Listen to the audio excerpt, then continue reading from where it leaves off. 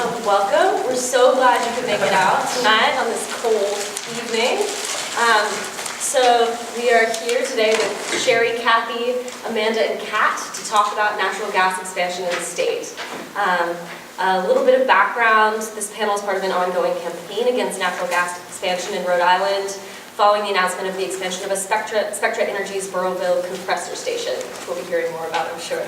The proposed expansion would double the capacity of the compressor station and may increase local public health burden of gas and further entrench natural gas into Rhode Island's energy system. So we wanted to start by introducing ourselves. So I'm Alex, I'm the moderator, and I'm a member of RISC. And we have representatives here from FANG, BASE, and People's Power and Light. And so first we're all going to go around and take a couple of minutes, maybe about 3, to introduce ourselves, our group, and then share any initial thoughts that you have about natural gas expansion in the state. So I think we're going to start with RISC, just because I don't know if we have so many thoughts about the expansion, but we just wanted to talk a bit about our group. Mara? Yeah, so before we get started, we're not part of the panel formally, but in the audience. So Rhode Island Student Climate Coalition has been around since 2008 and has been working mostly on legislation to address climate change in the state of Rhode Island. So in recent memory, last year we worked a lot on the campaign to pass the Resilient Rhode Island Act, which passed successfully.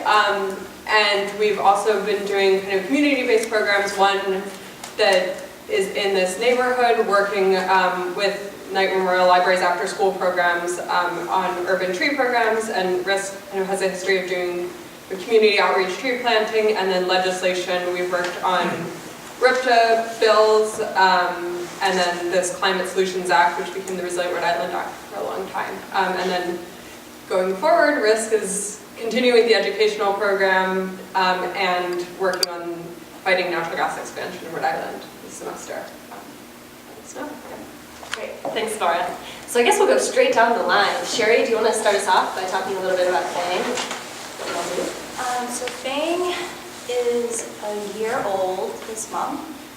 We started as, at first, a convergence of people who were fighting fracked gas industry at different points, so export terminals, compressor stations, pipelines, and fracking, and we all met in Pennsylvania, and a group of us from different groups there decided to form FANG Core.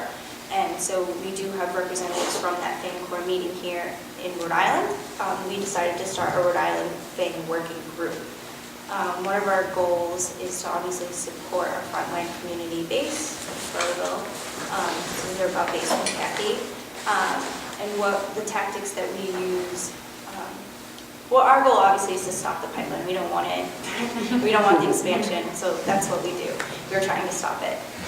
But we use nonviolent direct action and civil disobedience as a way, as well as requesting that Senator Whitehouse, stop supporting this project since he is a climate champion. We'd like him to continue to be. And we are also working to expand our mission as an environmental group and understanding that not all issues are siloed. So we have since created a solidarity working group which is working to reach out to indigenous groups that the pipeline is crossing their territory, their land, as well as destroying any burial grounds that may be there, and as well as supporting the Black Lives Matter movement by joining up in solidarity with Black Lives Matter Boston. And like I said, for me, I was explaining to Steve earlier, I came into this climate world by way of doing sexual assault and domestic violence work. And so for me, knowing that areas where gas is being fracked, rates of sexual assault is increased by 300%, knowing that I'm heating my home from that destruction is also very challenging for me, and which is why I really wanted to bring that conversation into the environmental discussion. Excellent. Thanks for sharing your thoughts. So we have Kathy and Amanda here from Burrowville Against Spectrum Extension Base. Would you like to tell us a bit about yourself? Hi, I'm Kathy, Amanda. One day, Nick actually knocked on my door to tell me there was an expansion of the compression station being in the works, half a mile down from my house. So it was a little disturbing. I lived there, my grandfather lived there, my father lived there. 3 generations, 8 acres, a little house. And so Nick said, well, we're going to have a meeting at the library, would you like to go? So a few of my friends went, and that's how we started BASE, Burrowville Against Spectrum Expansion. We're worried about environment. It's been there since 1952. They're going to do a process of looping. The 1952 pipe is going to stay there. They're going to add another pipe on the other side of it. Right now, it goes from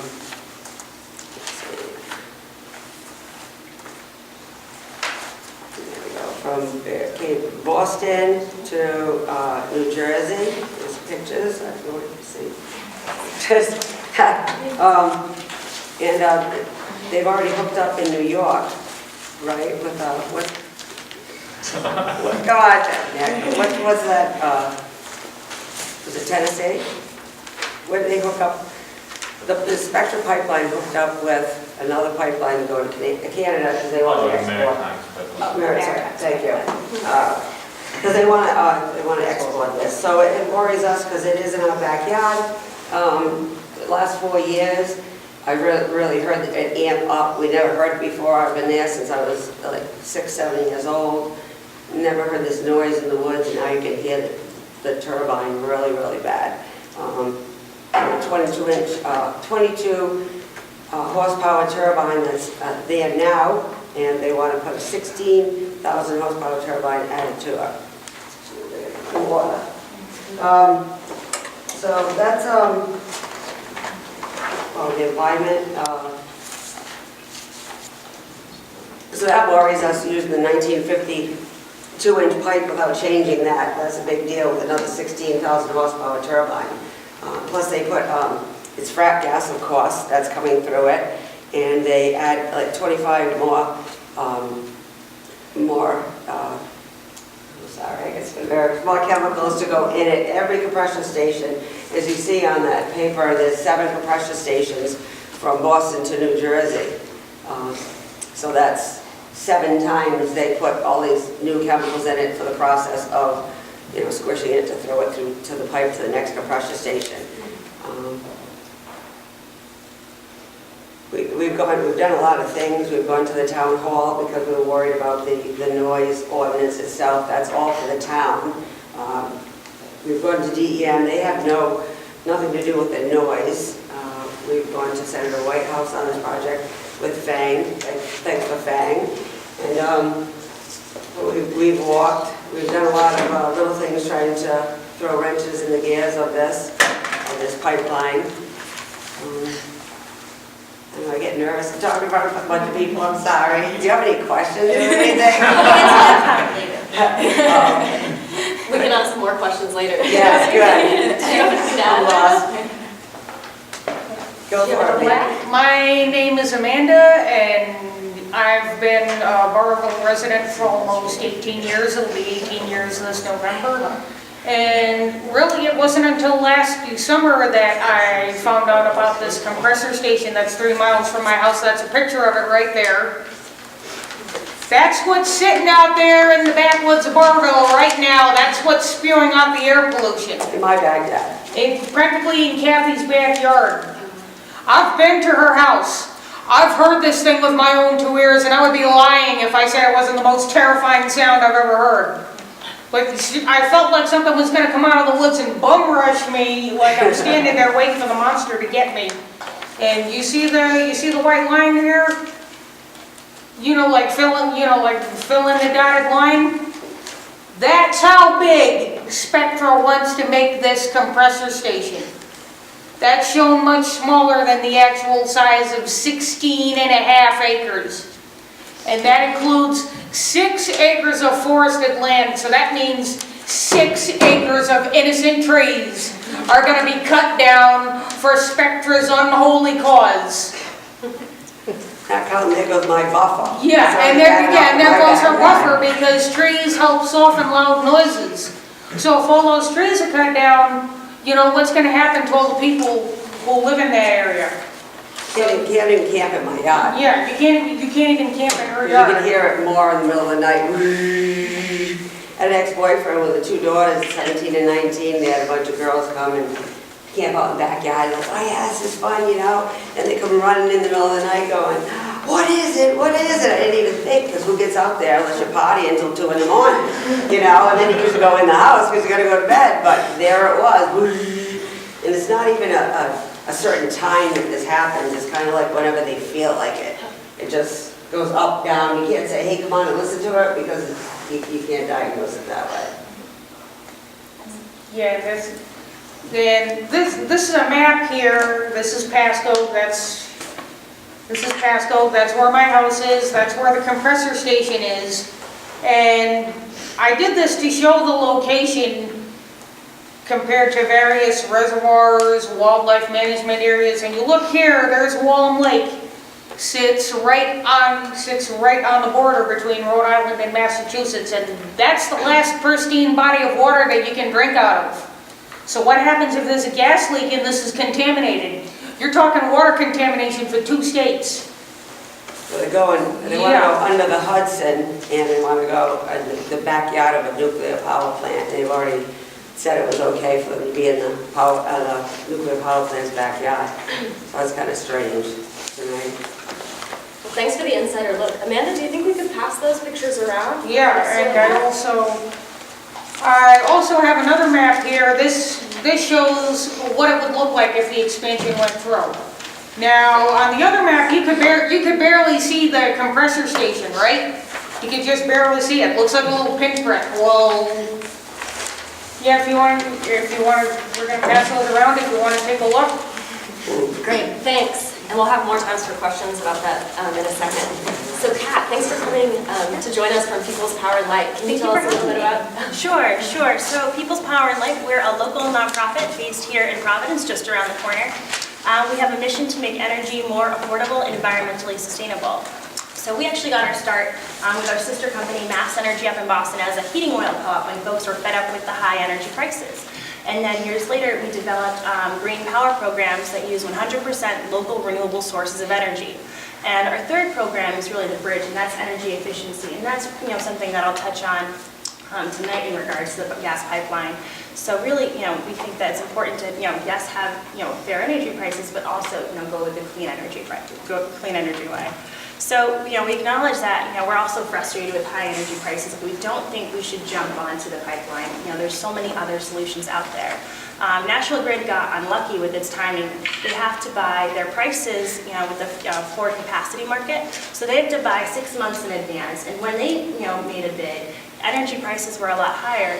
And what we're dealing with right now with winter prices is the wholesale markets come down a lot. So we really, because we've seen prices go up and down, we shouldn't jump onto natural gas is something that we think. Second, Rhode Island has the 3rd highest energy efficiency program in the country, which is exciting. The 2015 plan, which was just approved, has a benefit cost ratio of 2.45. So that means for every dollar spent on energy efficiency will be $2.45 of benefits. That's really encouraging. And by state law, if savings is cheaper than supply, we really should be investing in energy efficiency. So rather than buy more and more supply of natural gas or other sources, we should be reducing our energy use overall. It's also a great time for energy efficiency for LEDs, which have come down in price and taken off. Gas heating has become 95% more efficient. So there's other initiatives in energy efficiency that we should take advantage of as well. And we found that even though programs have grown in Mass and Rhode Island, they've still remained super cost effective. Third, renewable energy is a great alternative to natural gas, of course. As the ocean state, we're especially vulnerable to climate change, so it's important to invest in emission-free sources. And National Grid actually submitted a report to the Public Utilities Commission recently saying that in 2014, renewable energy helped keep rates low for consumers. So it's important to diversify the grid, reduce our dependence on that fossil fuel, and that way we'll be able to have more affordable electric bills. Another item that I think we underutilize that would be useful is demand response.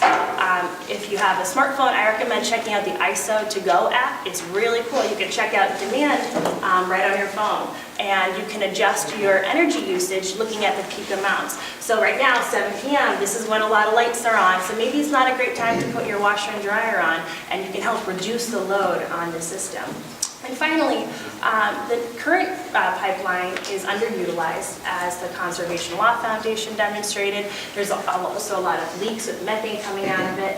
So rather than create another inefficient system, it might be better to use liquefied natural gas in the short term, low sulfur oil in the short term, anything than put ratepayer dollars into a decades-long pipeline that we're going to have to, pay for. So we think that before jumping onto the pipeline, it's important to explore other solutions first, especially with energy efficiency. Great, thank you so much. Sure. So we're going to have time for questions. I'm going to start us off by answering kind of a general question for all of the, or asking rather, a general question for all of the panelists.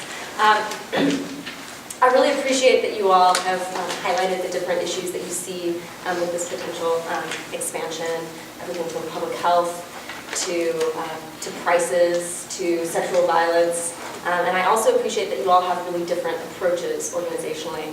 And I'm wondering, what role do you think individuals, groups, and the government have in shaping energy policy and ultimately the decision on this pipeline in the state? Sure. I was just like, should I be prepared? Okay, so I guess for individuals, I guess somebody who really, and I think our group really pushes for accessibility in terms of whatever it is that you're able to do, whether it's to sign a petition, whether it's to door knock, whether it's to lobby, whatever it is. We would like people to individually do what it is that they feel comfortable doing and believe wholeheartedly will make an impact to them. I know for us, individually, I do research specifically on social impacts, and other members in our group do research on permits and how to fight that way. And then other people organize meetings, and they like doing that. I don't like meetings. And then I guess like right now what we're trying to do is we have written a letter to FERC, letting them know, which I'm sure they already know, about impermissible segmentation, where they are trying to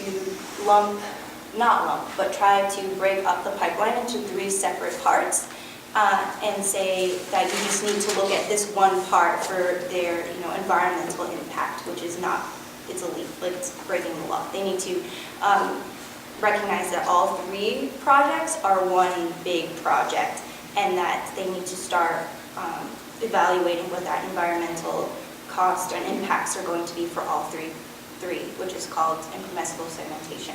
So we've written that letter, and 28 groups have signed on, and as more groups sign on to that letter, we are continuously sending it to FERC. So I guess that's like a legal route. We're also continuously meeting with different groups, like the DEM, to figure out what are the permits that are required for Spectra to go forward with this project. And we're still waiting for them to put in a couple of applications with those things. And like I said, like we are targeting our senators, and a lot of people think that there's no reason to do that, but senators have a say who is on the FERC payroll, essentially. So, really putting pressure on those decision makers. Oh, that's perfect. Can you tell us a little bit about your approach? Well, we're doing the same. We're just following suit with FANG. I've never done anything like this before, but we're targeting also with FANG, the senators. We're going to Senator White House. Went to see him at a spaghetti dinner once. And Nick talked up on that one. And then we were invited to his office, so we sat and talked to Senator White House for quite a while there. And we went to Mr. Reed's, Jack Reed's. There was a little different. He kind of wanted us in and out as fast as possible and didn't really want to answer any questions, but at least we were there. It was a start. And we've got a few things, a few actions coming up that we're going to target. We're going next Saturday. We're going to Hartford. He goes, you're not? I'll be in Florida. Oh, congratulations. Well, Nick will be there, right? Yeah, okay, so we're following Nick down to see Senator Whitehouse and try to give him a piece of our mind to say, the Keystone's fine, we don't want that either, but what about us? Keep reminding him that we needed him to be a climate champion like he is, and to go on the whole bandwagon, not just forget the bridge fuel. There's no bridge fuel. Great, thanks. Kat, can you tell us a little bit about People's Power and Light? Sure. Approach to change. Yeah, so one thing that we do is we partner a lot. We're members of the Environment Council of Rhode Island, ECRI. We're also members of the New England Clean Energy Center. And those two are really important in that with ECRI we do a lot of policy work and collaborate on bills. With the NECEC, we get industry updates and the data to support these important studies and policies that we want to put in place. We are on the Hill, we do lobby. Just a couple weeks ago, I testified in the support of the new RES bill. It's only going until 2019. We're asking to extend it to 2035. So having more renewable energy here in Rhode Island is critical. Right now, we've got between Mass and Rhode Island 7,000 green power members who are right now greening their electricity through the grid. So our program allows folks to use local renewable sources of energy for their electricity through the grid, and that will phase out fossil fuels. So the more members that we're able to sign on, that's one way to phase out fossil fuels in our local grid. And it's important we make it our priority to buy only local sources here in Rhode Island and Massachusetts. We don't buy from cheap out-of-state sources because that's not helping our local grid, that's not helping local jobs. So we are making sure that we get projects that are in addition to what's already mandated by law so that they make an impact. Now I'm going to ask one more general question and then open it up for questions from the audience. This might be more of a question for the base and FANG, the more nonviolent direct action type groups, but how does the organizing around Burrillville fit into this larger picture of activism around extreme energy, extreme extraction? So we recognize that Burrillville is our frontline community. They're the ones who are impacted by the pipeline. And I also want to point out that not only is our pipeline or our compressor station, I don't know why I call it ours, I don't own it. If I owned it, I would turn it off. Thank you. But, they are already home to including our compressor station that we're fighting, another compressor station, and two major interstate fracked gas pipelines. The other one is the Tennessee gas pipeline and a gas power plant. So right now, Burrillville is Rhode Island's sacrifice zone. And it should not be, right? So as FANG started organizing more in our home state, recognizing quickly that this is a community that we need to support, and how can we support them? So whatever ideas that they come up with, we go forward with them, but we also develop our own tactics that we feel comfortable using. And that may be, so next week we're organizing a march, and that is, to us, a relatively either accessible or non-accessible action that people can plug into in whatever way that they can, whether it's too long for 2 minutes or for the whole 30 miles?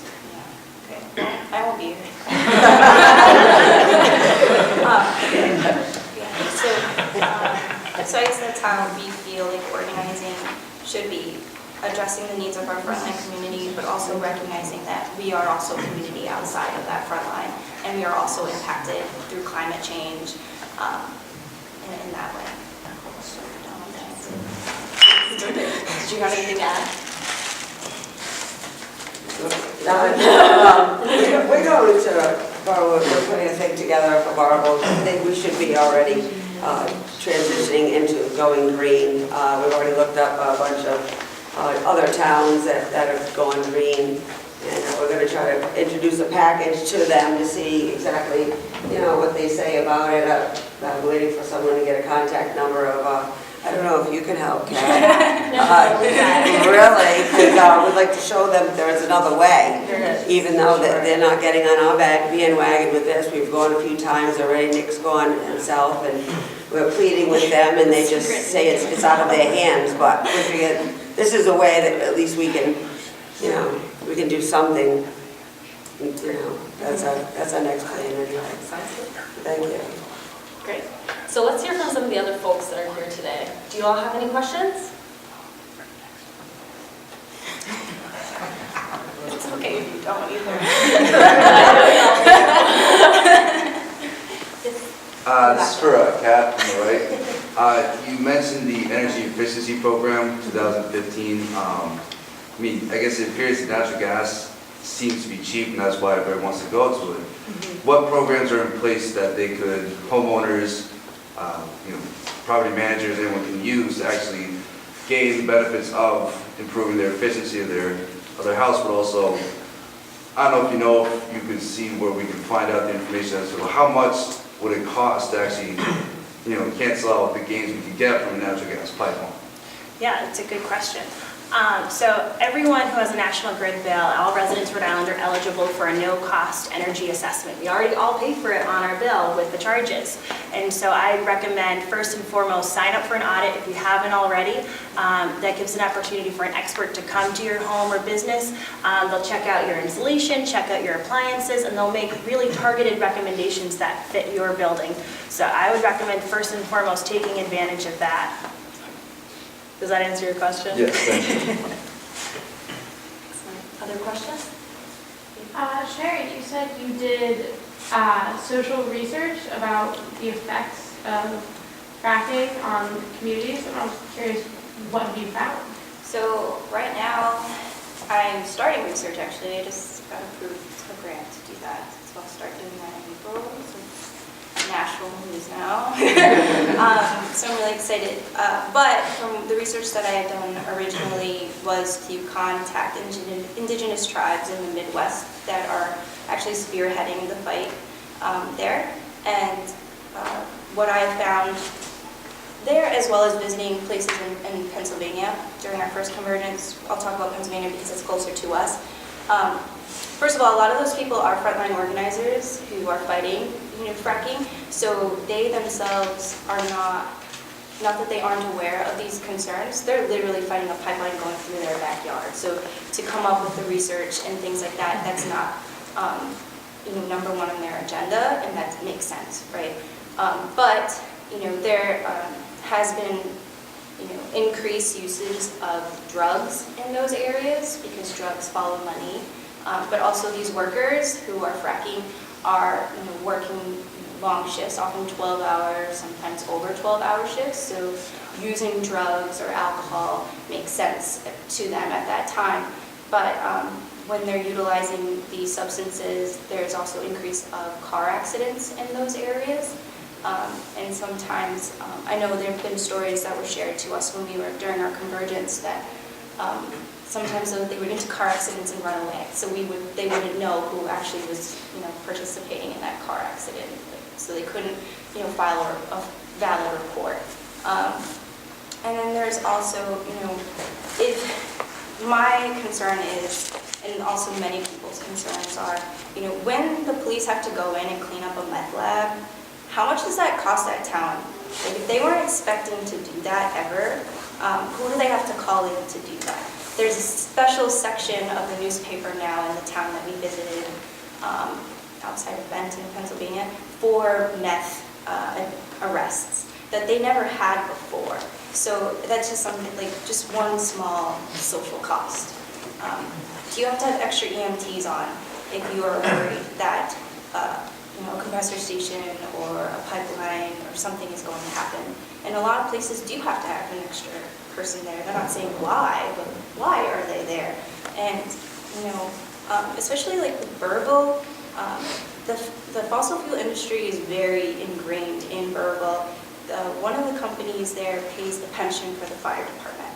So for Kathy to even stand up and to fight against this industry that's providing some source of money to that town is also kind of scary and backhanded for Kathy. And even for the folks who are fighting fracking in Pennsylvania, they've had people destroy their homes. So that's an additional cost to the individual. Fortunately, we haven't had that happen yet. So that's also another thing to consider. They got a Costs- shiny new truck too. And in addition to put the fire truck in, they'll probably need if it blows up. Right. So the costs on the individual, if they have to repair their home, and costs on the community if they are cleaning up, these tragedies that are happening. In the back again? Yeah, this is for, I don't remember her name, Bank, I think it was. Yeah. Do you have any idea of what the spectra increase in the facility, how many job opportunities could be created from that? And so do you guys have some sort of recommendation that can help match that job growth? It's also kind of a pressing issue now. So right now, the compressor station is run by 2 people, and they work generally 9 to 5, and then it's run mostly by computers after that. And I believe, how many folks do you have? They set up to 7 7 part-time, and that's it. jobs. I mean, they're not gonna go into Barlow and try to find somebody to build a pipeline. They're not gonna do it. So it's not even nonsensical for them to say anything about the jobs. And a lot of times when they're, like Kathy said, sorry, I don't know why I feel like I have to see Sorry. your face. A lot of times when these projects are put in or the pipelines are laid through, they're outsourcing these jobs, so the jobs are probably not going to come from our community members. But what I would recommend people to do is, I know that Massachusetts was really trying to push for just transition bills, and I think that's something that I don't know that we're looking to do. I don't think that we're doing enough work in that, and I don't think that's something that Fang itself should be ignoring. I think it's something that we should also push for, but personally, for me, I'm not very good with organizing with politicians. That's not something that I'm really good about, but do you have something?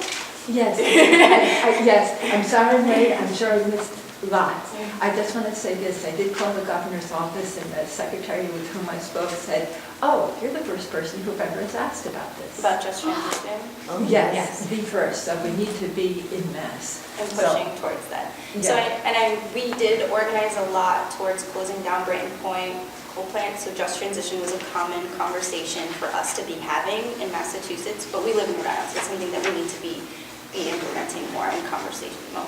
How many people do you need in order for them to do research to verify, yes, this is a problem, no, it's not a problem? I think you need something like 12 people in order to do that. Is there 12 people in this room? Yes. So I think, I don't know, I'm not an organizer myself, I don't know if you need to get something that's signed with all these names on it and with the declaration on the top, in certain format, and what's that? You're an organizer. You sound like an organizer. I actually am not, but this is one thing I get, because I do make telephone calls, and the thing is that unless you have something that documents that X amount of people aren't interested in this, and that this is an issue, you'll get the answer on the telephone that I got, oh, you're the only one who's interested, or you're the only one who brought this up. And so I think we have to show that we're a mass of people, and not just, some interested busybodies. I would reach out to the Rhode Association. I bring numbers as well. I think the I can't pronounce it, Rhode Riders Association. Yes. They're an organization that works for, affordable and effective transportation. I would reach out to them. You can find lots of great environmental groups if you go on the ECRI website, Environment Council of Rhode Island. There's a whole list of the member organizations. That's a great resource to start. So in terms of going to each one of them and then getting people to sign, what we need is we need a document with a format. I don't know exactly how to set that up. Well, we can help you figure it out. Okay, well, I made it here for a reason. Yes. Sorry, you're raising your hand, but I also wanted to continue answering the question. Okay. But also, I think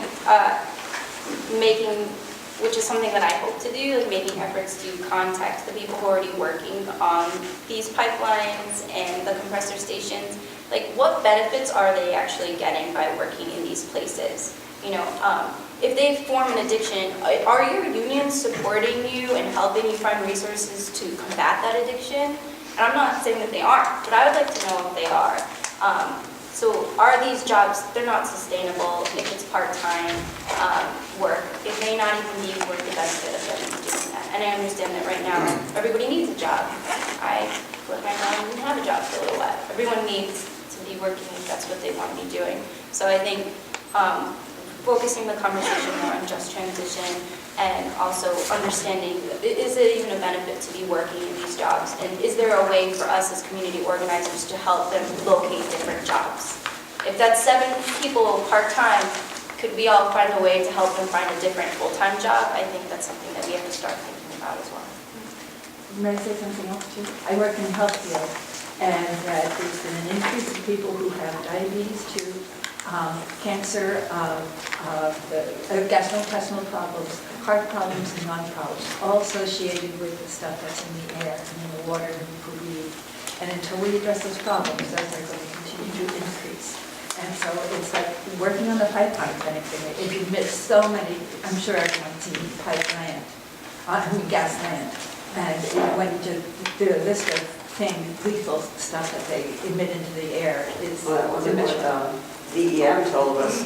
I don't get polluted by my backyard, I get polluted by Massachusetts. I live a half mile from the compression station, we have a 22-inch water table. 22 inches. We could walk out there in July with boots on. And they said, yeah, they know it was flagged and everything. Oh yeah. I said, well, why can you add something onto your yard when I can't even in my yard? You know, you can't. But yet they're gonna, fill in over there to get this new building going? I don't get it. I don't get it, but. Yeah, I think we had one question. Oh, I was just kind of like, for folks that don't know, like, just transition, it's just like, my understanding of it is like to provide like, you know, if like they're closing down a coal plant or a compressor station, to provide like funding for like jobs training or like stipends for like the people that are going to lose their jobs, like transition like justly into like new workforce, or like if there's like a town like Burville, it's all this gas infrastructure, like how to transition the town justly to make like the town like a clean energy hub or something like that. So you don't just like close the plant and leave everybody hanging, you know, like have that built into like the opposition, like, and here's the plan how we're gonna like make that transition. Okay, yeah, so I'm from New Hampshire, and that's been a big thing with all the paper mills, everything that's shut down, that's it, they leave, so what's the plan? If you guys don't want this to go through, then what's your solution to help people in the area? Thank you. Are there any other questions from the audience?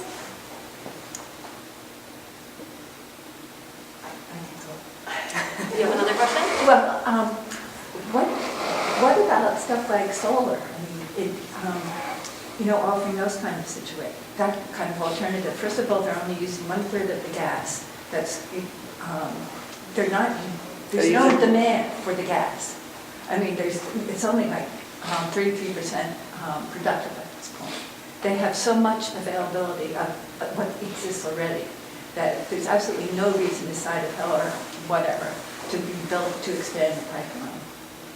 Well, the DEM already told us that it doesn't matter what they're using to go through, how much they're using. They plan around it going 100%. So when they're telling you what it's going to, you know, environmentally, what it's going to do, what all the chemicals are coming out, the tonnage or whatever, that's for working full blown out. So it doesn't matter if it goes 30%, which is going right now, my compressor station is, or 100%, that's nothing, that's none of their business. So they don't care about that. Yeah, to go off of that, right now, 50% of Rhode Island's mix is coming from natural gas. But to talk about solar, there was a new initiative that just launched, Solarize Rhode Island. It was wildly successful in Massachusetts, and now there's some. It's just launched in, like, I think 3 towns and cities. It's in Tiverton, Little Compton, and I think North Smithfield. It just launched, and it's pretty exciting. It makes it a little more affordable for folks. I don't know enough about it, but I highly recommend checking it out, Solarize Rhode Island, if you're interested in going solar, community solar. Just make sure you read the fine print, of course, with any energy agreement. Another question, is there a lot of farming around Burrillville? There's farming, there's campgrounds, there's fishing. One of the brochures is all about, pass it around. It's all about Barville and how beautiful it is. And there's like 13, from up Buck Hill where I live, off on Lake Road, there's like 13 different little ponds and waterways, some lakes and some ponds that go into Yeah, but I'm one asking- body of water, depending on which way the wind I'm asking blows. specifically about farming, because one of the other patents we have is on a solar greenhouse that the farmers can build themselves.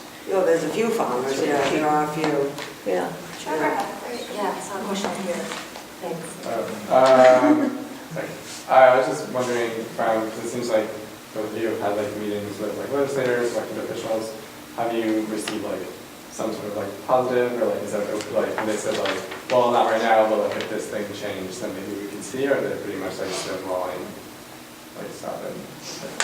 So, what? Do you want to answer one? Kind of stonewalling, I would say.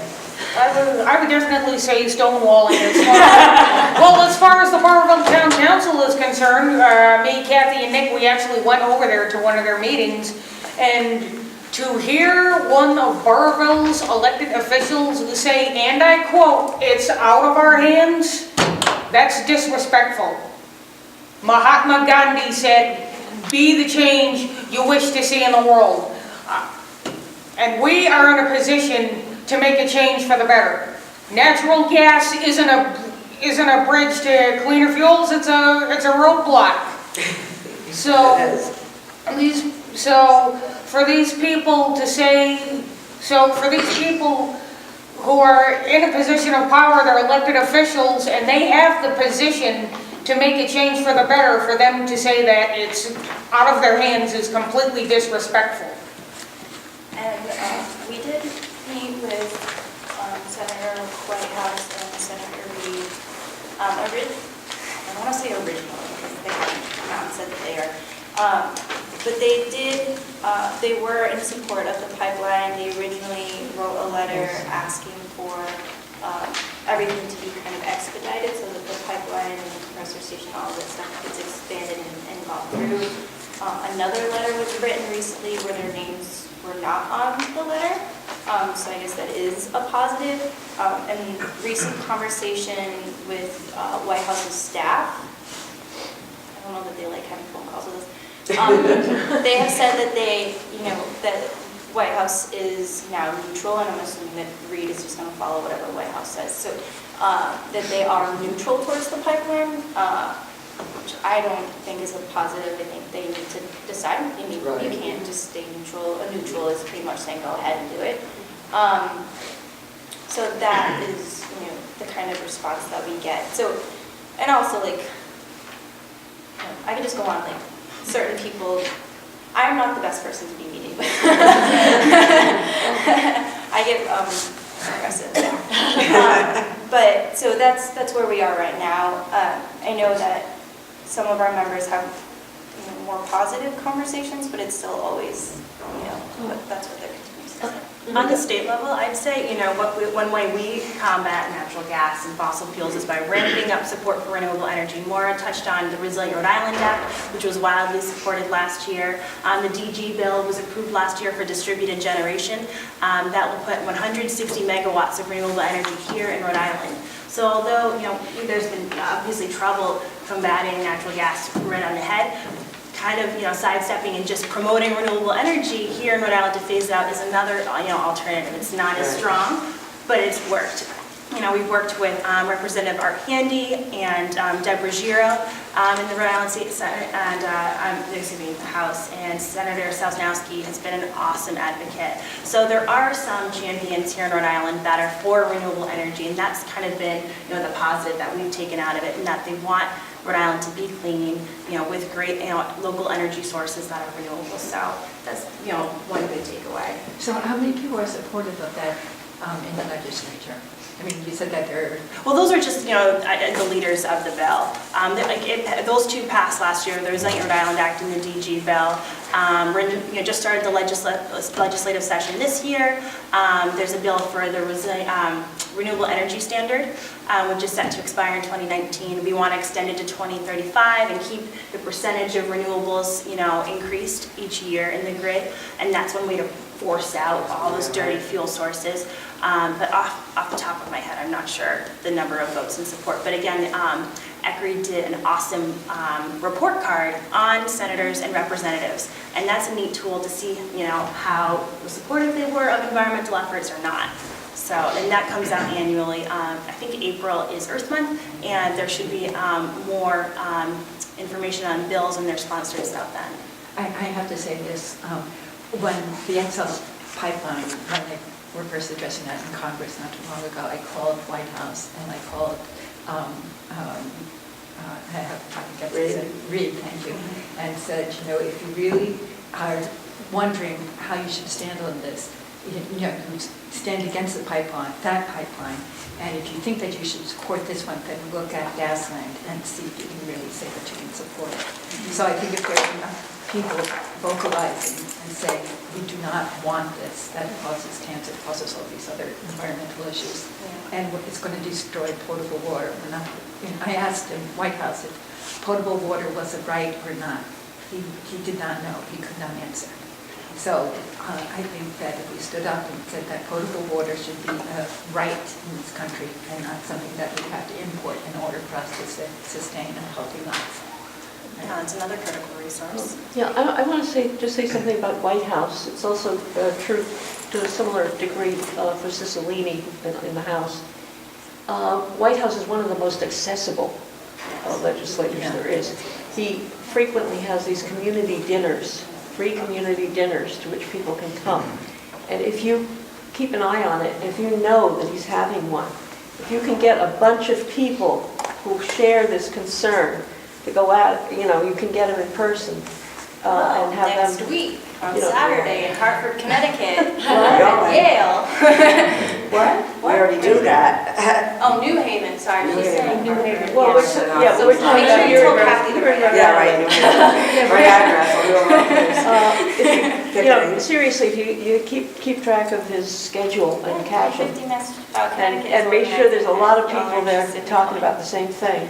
Great. He'll hear it. Excellent. Here. Now I have a comment from the middle or a question. It's a comment, just about because the Sheldon thing's obviously personal to us. I mean, Professor Pete Nightingale, who's a URI physics professor, was arrested in Sheldon Whitehouse's office. And Sheldon Whitehouse's staff called the police to have us cleared out by, brought in 20 police to clear us out of his office. And they refused to drop the charges against Professor Nightingale, even though the prosecutor wanted to drop the charges. And right now, the senators from New York and Massachusetts have spoken out against this pipeline. And this is the first of 3 expansions, and now it's very public that these are to get gas to Canada to export it overseas. So, Senator Whitehouse, I think he's maybe just being stubborn, but it's really, I think, ridiculous that. He can't arrest you if you're at his community dinner. But just to put that out there, please, next time y'all see him meet by Senator Whitehouse, he's, having climate activists arrested, and that's real talk, and he's That's supporting terrible. us. And he's opposed to terrible, but- the ocean looking like the bay and trying to purify that. He has certain environmental issues. He's good on some things, but Oh, yeah. Not a lot of things. none of them Yeah. are perfect. But his number 3 campaign contributor is a financial firm that makes all their money on natural gas, so. Any other questions from the audience before we launch into a political discussion? Yes, sir. This is what I saw in Gasland. It looks like the air around fracked wells is neurotoxic, meaning you get a snootful and it affects your mood center, and if you are a baby or you have Alzheimer's, you start screaming, but otherwise you try to suppress that awful thing. Is it possible to screen out everybody who is on meth and on alcohol and say, these workers are just plumb crazy because they're working at fracked wells? Well, I wouldn't like to use the term crazy to describe Okay, something. sorry. But, I think a lot of people move, so what we have seen too in terms of people who are fracking, working in the frack to gas industry, their homes are already destroyed by fracking, and they have nothing left. So they end up picking up and just joining on the same, industry that has already destroyed their homes, destroyed their backyards. So that happens a lot, and they just have nothing left to lose at this point, so why not? They have their health to lose. And at that point, if you've already lost, your home, people smoke cigarettes every day, right? And they recognize that they have the warning on the packaging. Right. So that happens a lot. But I think, it's a guaranteed job if you're willing to take those risks. There's people overseas who are risking their lives to make our products that we buy here because they need the money. So that's just something to think about that in context. Do you have something to add to that? Okay. I saw you piping up there. No. Just listening to I'll add a comment. So we are at the end of the pipeline. Rhode Island imports almost all of its energy. So again, to this recurring thing about jobs and needs, that's why we emphasize energy efficiency will be a great long-term job creator. So these programs that are expanding in Rhode Island and these renewable energy options will bring steady jobs, and that's something that I think we can hopefully see more of in the future. Thank you. Any other questions from the audience?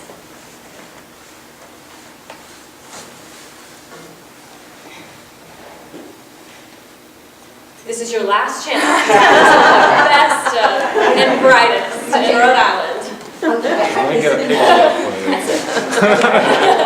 Are you doing presentations after this, or is this, the question is that This is it. We had a little presentation of everybody's initial thoughts and their organizational structures at the beginning. So if you have any questions, you're welcome to ask. Okay, when it comes to organizing,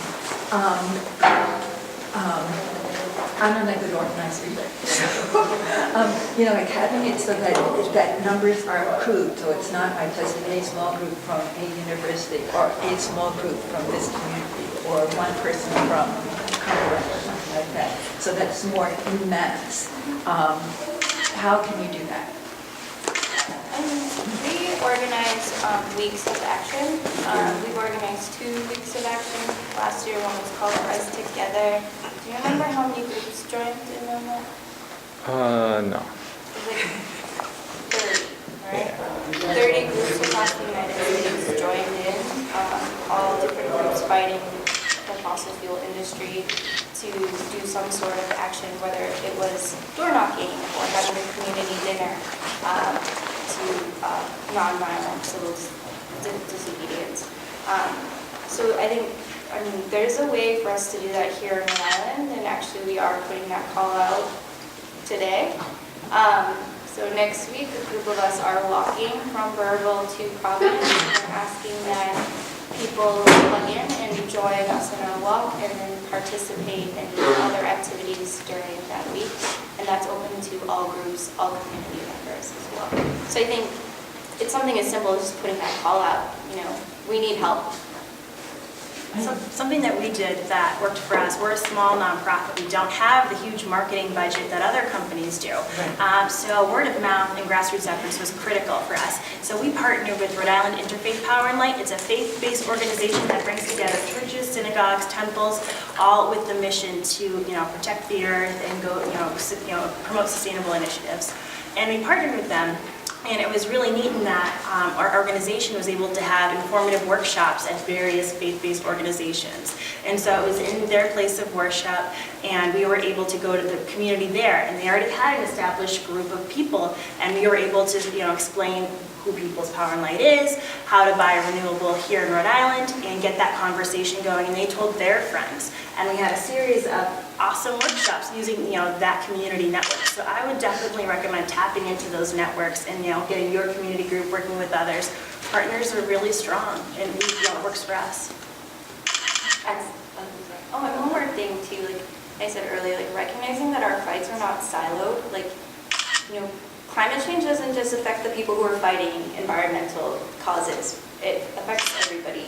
And so recognizing that you can contact other groups who may not be, identifying themselves as, climate justice people. Because for some people, climate justice is not their language, it's their way of life. It was not something that they talked about, they didn't sit around a table and say, oh, this, global warming is a really big problem. They just knew, they knew it's a problem, and they did fight it in a different way. So how can you reach out to other people?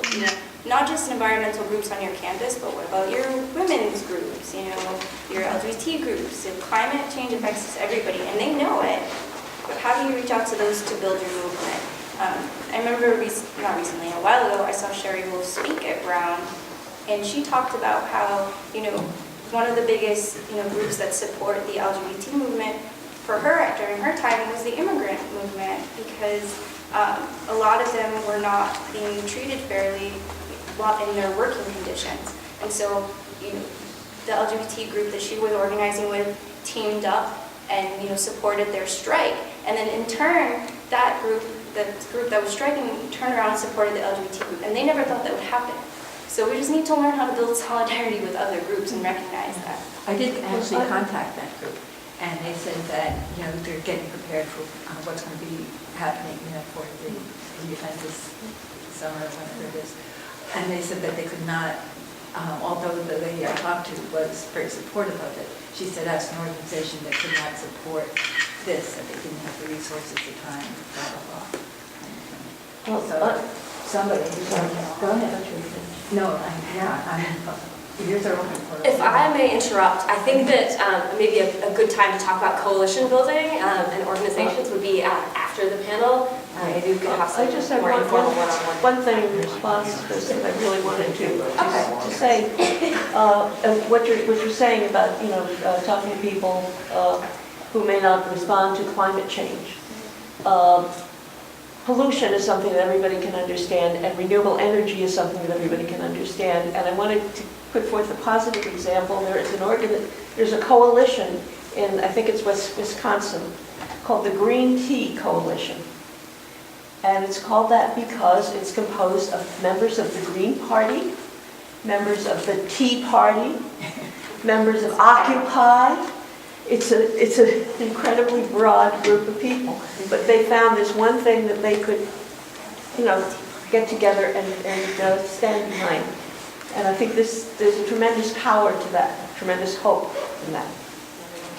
Excellent. So to wrap things up, I wanted to ask one final question. If folks here tonight wanted to plug in to your movement and your organization, what is the next step we can take? We've already heard a little bit about the march. Sorry, I'll say it over and over again. A march in March. Excellent. Actually, March 8th, Fang is having their second open meeting. We haven't chosen location yet. Maybe we'll talk to Trevor about it. Sorry. But we had one open meeting already this year, and we're going to have a second open meeting. So if you are interested in coming to our open meeting, the first part will be about learning about Fang. So people who've already come to the open meeting last time don't need to come to the first 15 minutes. But then after that, we're hoping to have some sort of workshop, which we haven't decided. Maybe it'll be like meme making or something that people want to learn about, or writing a press release or something. Great, thank you. Stace? You'll keep us posted. Well, there's a website, RhodeIslandBase.weebly.com is a website, and we're also on Facebook, Barville Against Spectra Expansion. And there is you have to kind of scroll down a ways, but there is a video up on our Facebook page titled Noise, and it details, obviously it's not as loud on the computer, but you kind of get a general idea of how loud the compressor station is. So you can log on to the Facebook page, you can click on the video and hear for yourselves what we're trying to stop. Excellent, thanks. Ms. Garland? Sure. So we invite you to join us. We host lots of free informative workshops if you want to learn how the grid works, how renewable energy works in Rhode Island. Those are posted on our Facebook page all the time and our events page on our website, ripower.org. In addition to our turbine tours, where you can go and view these sources up close, you can go see our solar panels up close. It's neat to go and see your energy source, but the best thing that you can do is sign up to green your electricity. You can do it with me after this. You can contact me later. Greening your electricity with local renewable sources of energy is the most effective way you can combat climate change and phase out fossil fuels in our natural air, in our local grid. So if you have any questions, happy to answer them later or give you my email. This is something we're really passionate about. And our membership is growing, so the more Green Power members we have, the more green power in our grid. Excellent, thank you. Now, we've set up a computer in the back of the room, and we'd like to invite y'all to leave your names and your email addresses if you'd like to stay up to date on what these groups and others are doing, as well as events like this in the future. So, yes, I'd like to give a big round of applause to our